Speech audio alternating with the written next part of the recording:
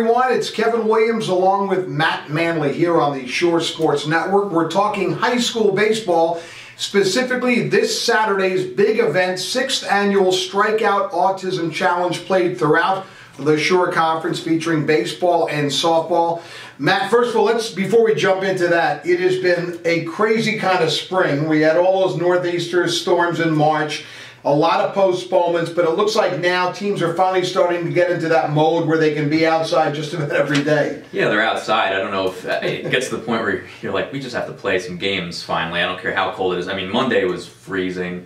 Yesterday was pretty cold. Today's a little better. Saturday's going to be great, which is great for the event.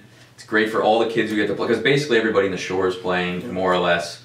So everybody gets to play Saturday. They get to enjoy some actual baseball weather, some good games. It's obviously for a great cause.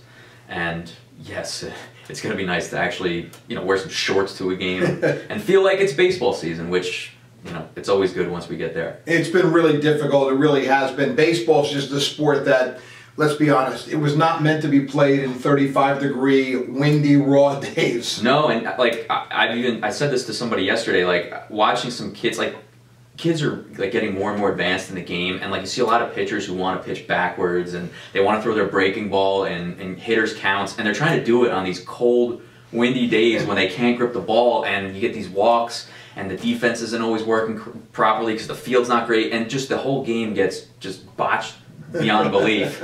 And once the fields start getting better, the weather's better, the pitchers have a feel, the hitters have their timing, the game's great. It's just the April baseball can be rough, yes. All right, but things do look great for Saturday, so let's focus in on the Autism Challenge. It was the brainchild of former Central Regional Baseball coach Jerry Frulio and his wife Jody. They have an autistic son.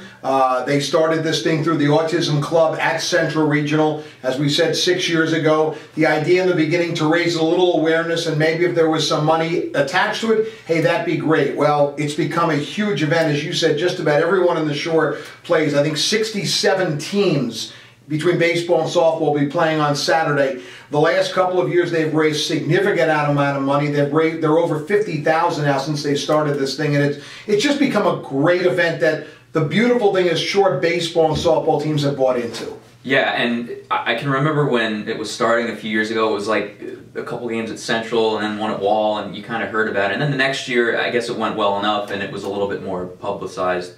And it's really become a great thing, and it's to the credit of everybody around here that's really bought into it and said, yeah, we'll go play. I mean, you get to go play a game, you get to play somebody you haven't really played before. I was talking to Jerry last night, and he was telling me the stories about trying to pair coaches with the right opponent, and maybe hearing from certain guys about the matchups they got. But it's all a good event, and not only that, but so many coaches have tried to get their big pitcher lined up on some days, and it speaks to just how much they're willing to, play to the event a little bit, and it's tough sometimes because you try to line up your pitching, but everybody's bought in really, really well, and it's made for a really good event. It sure has. They're going to use a dozen locations around the Shore on Saturday, and of course, I guess if you want to call a home base, it's still Central Regional. Not only do they have the two baseball and two softball games there, but they sort of make it like a carnival-like atmosphere right at Veterans Park next door. Yeah, it's really great, and it's something to go see. If you kind of want the entire experience of that weekend, that's the spot to be. And there's going to be some really good baseball there too. Sometimes you go to that Central location, and you'll get Central playing, and Central's kind of been a team that has had its good years and it's had its down years, so if you get a good Central team, you'll get at least one good game there.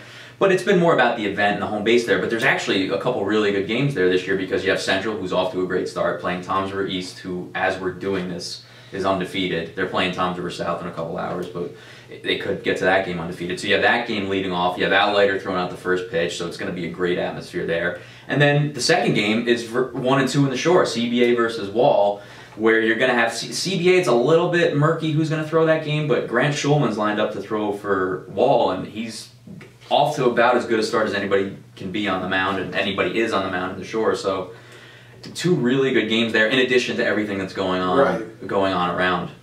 Yeah, they have it's like a carnival. There's a barbecue. I mean, there's all kinds of stuff happening there at Central. You mentioned Al Leiter, kind of interesting. Of course, Al, a 1984 Central graduate, pitched them to a state championship.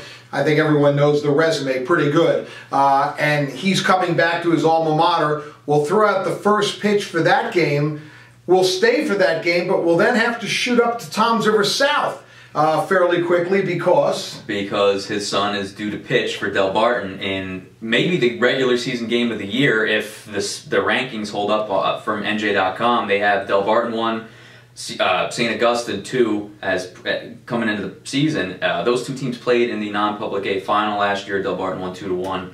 They're absolutely loaded. Del Barton has a bunch of guys, and Jack Leiter being one of them. He's a junior, committed to Vanderbilt. We'll see if he ends up there. They've got a couple really good juniors, and St. Augustine has 8 committed D1 pitchers, which is almost unheard of. And that is a these days in baseball kind of thing, because run out 1 for 3 innings, run another 1 for 4 innings, and you just basically can throw arm after arm at a team without the rich get richer. Exactly, and the pitch count's never an issue. Yeah. Never an issue for St. Augustine. But those two teams, 2 o'clock at Toms River South.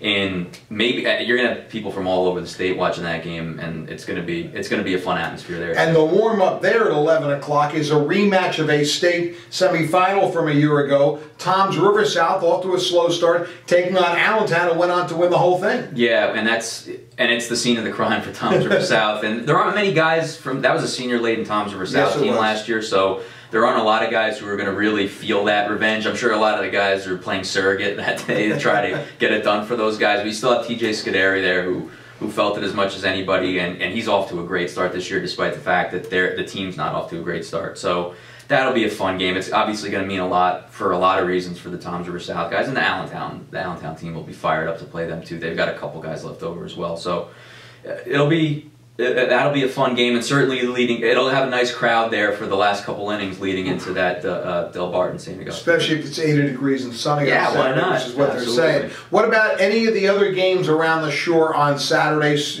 spark your interest, that are ones that, baseball fans will be excited about? Well, there are a couple. I mean, the Jackson matchup has been a staple of this event for the last few years. Jackson Memorial playing Jackson Liberty, and it hasn't really jived where the two have been really good in the same year until this year. They're both very good this year, and the weird thing about it, looking at the rosters, is you have Jackson Liberty, who's loaded with juniors. They're going to be really, really good for the next 2 years at least. And then Jackson Memorial has 5 sophomore starters. So you've got these kind of young teams that are really up and coming. Jackson Memorial has to prove it maybe a little bit more because it's only been 5 games this year for them, but they're in it. They're back in it this year. I mean, this isn't like a couple years ago where they started 5-0 and it maybe kind of turned out to be smoke and mirrors, and they were fighting themselves for the rest of the year. This group is good. They're getting better, and they've got some senior pitching. And then Jackson Liberty, they really came on at the end of last year, and they're just picking right up where they left off. They're leading the shore in runs scored. They're scoring like 15 runs a game, some crazy amount like that. So that'll be a fun game. And the other one is Manalapan Toms River North. And Toms River North, a little bit of a up and down start. They lost that first game of the season to Washington Township, where Brendan Mullins throws the no-hitter through 7.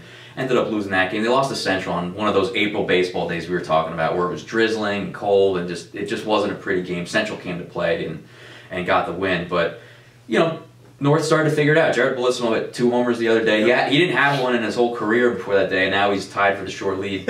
So you have them clicking right now. And Manalapan got, again, another ugly inning for them on a cold day against CBA. That's really their only slip-up this year. So 2 really good top 10 teams playing at Toms River North at 2 o'clock. And those are the 2 marquee games. And a couple other good ones. Friel Township, St. Rose is certainly an interesting game. Middletown South and Colts Neck is a rematch from earlier in the week. Colts Neck's lost some really close games, so I would kind of ignore that 1-4 record. Yeah. They'll be all right. And, and that game precedes Middletown North. He probably won't have Tyler Roz pitch that day because he's going to be on 3 days rest, and they'll want to get him starts. But he'll be eligible if they want to throw him an inning. So Middletown North will be a fun site too, especially with 8 softball games going on too, which is, I saw that. Yeah, that's kind of wild. Amazing. That is absolutely wild. Yeah, just line them up one after the other and get them in there. 1.5 hour softball games, I guess you can do it. Yeah. By the way, you can go on Facebook at 6th Annual Strikeout Autism Challenge. Get some more details on that. And of course, Matt will have stuff on shoresportsnetwork.com with the schedule of the baseball games. The nice thing is, they'll do at each location, there'll be some kind of fundraising thing going on, whether it's a pass the hat or something like that. that. And at the end of the day, all the money raised, ends up at Jerry Frulio, and they've used that to buy a lot of educational stuff to help teaching the autistic. It's just a great thing, and as I said, and I remember those first couple of years, as you said, to be a couple locations, it was a nice thing, but the baseball community and the softball community has really bought into it, and as you said, not just showing up to play a game, but playing other good teams and throwing their good pitchers, which is not typical for a lot of sports like that. A lot of guys on a Saturday, will pitch the 3 guy, but they've really made this a great event. Yeah, they have, and again, that's a testament to those guys. They bought it, and everybody's different. They're going to play it differently. Some teams, if they throw their number 3, they're throwing a good kid. But I was talking to Jerry yesterday. You talked about passing the hat, and they're doing a raffle this year. They're giving away. He's telling me they're giving away like a $5,000 trip voucher and a flat screen and a Visa gift card. So they've got the raffle thing going this year, as opposed to they were doing the bracelets a couple years ago, which sold pretty well. But he's mixing it up this year with some pretty cool giveaways, and obviously everything goes to a great cause. You don't win, you donate it to a group there at Central that does a really good job and some really good things for people around here. And as you said, it's been kind of a little bit of a hard to get a feel on the baseball season because of the weather, but hopefully we get into a decent stretch. Although I've looked at the 14-day forecast, a lot of rain after this weekend. I'm hoping those are like spring type forecasts where it's like, there's rains, but then it's sunny, and that's that summer type weather. But when it says 50 degrees next to it, who knows? But hey, we should play some quadruple headers maybe on Saturday. Do you have a sense, though, if all things being equal, that there are 2 or 3 or 4 or 5 teams that you think might be really above the rest, or is it too early for that? It's a little early, but there are some teams that have looked really good. I think CBA is going to be good once everything's settled. They're starting to get all their pitchers lined up, and offensively they're still figuring it out with some positions. Walls looked great. I mean, Wall's got 3 guys who are dealing right now. Teddy Sharkey is a sophomore who was a lockdown closer for them last year. He hasn't even pitched yet because they haven't needed him. Trey Dombrowski's been great. I mentioned Grant Schulman before. Ryan Napolitano got off to a red-hot start last year, and he's been a pretty steady guy for them. They just got pitching galore, so many juniors, and they're hitting a little bit this year, so they look really good. And, like I said, the Jacksons are both off the great starts. They've looked good. Manalapan's senior late, and Tom Zermanort's going to be there. They always start slow. Yeah, absolutely. That's almost their staple. They have like a mediocre first 2 or 3 weeks, and then all of a sudden, watch out, they're here. They're at playoff time, so they're not going away either.